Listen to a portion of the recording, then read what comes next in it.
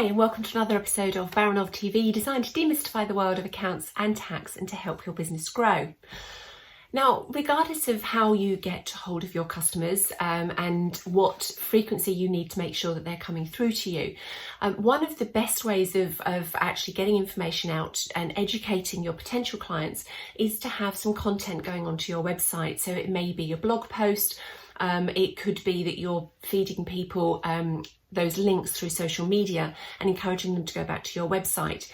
Now that's great, and you could be doing that through social media, you could be doing that through paid methods, so Google ads or Facebook ads.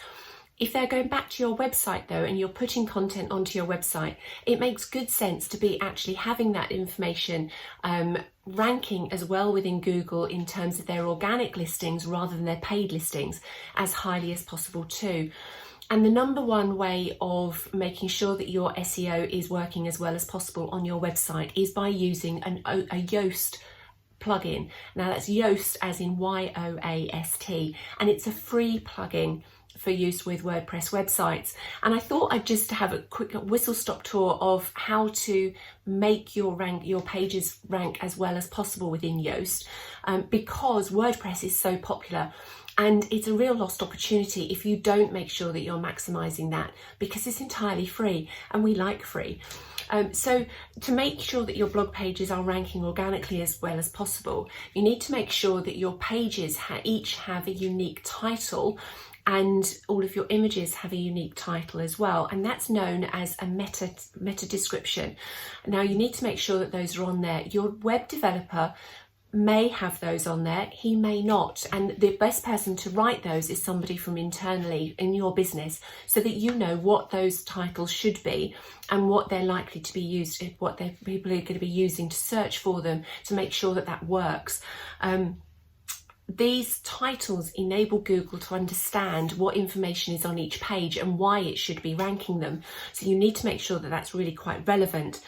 The meta description is the description of that page, so it shows from in Yoast, it tells Google what's actually on that page, and you can make sure, Yoast takes you through how to do this, but it makes sure it's the right length and it's optimized for Google. So it makes sure that you're actually showing the right information to Google to make it find your pages.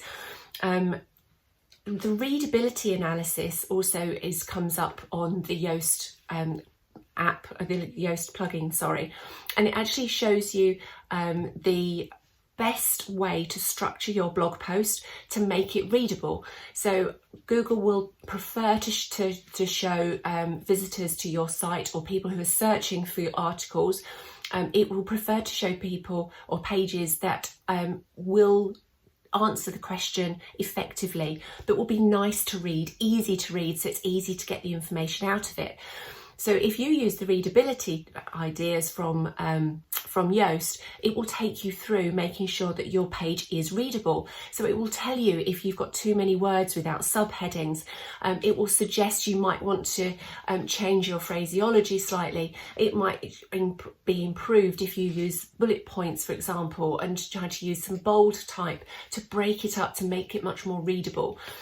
If you can follow the tips, which are really straightforward, it can make a huge difference to the readability of your story or your article. The SEO analysis is where the really important part, and this is just another section within Yoast, and it gives you either a green, an orange or a red indicator. Now obviously red is not good, and when you start off it will probably show you red one, but it will tell you what you might want to do to improve your SEO ranking. So it could say to you, you haven't used your search term often enough, or you've used it too often. It could be you haven't got enough text, you need more text to include. So there's lots of different options that you can use that Yoast will suggest to you to improve that ranking and make that go from red to orange and then to green. And that's the same with readability, it'll go from red to orange to green too. Once you've turned those icons to green, your rankings will improve. And if you've got a lot of content, it really pays dividends to go through this process and do it. yes, you can outsource it if you've got somebody that's doing your website for you and maintaining your content, but you will need to make sure that they understand what you're trying to achieve with each post. And it may just be that when you send them each post and they put that together and upload it, you want to include Yoast, some snippets for Yoast as well, and bear that in mind. Now Yoast is, as I say, entirely free. I would ask your web developer if it is on your WordPress site, if you have a WordPress site, and just make sure that they're aware that you are interested. They should have mentioned it to you anyway, and most web developers will make sure that if you've got a WordPress site, you are using Yoast or an equivalent to make sure that your pages and your content that you're putting a lot of effort into is actually paying as many dividends as it can.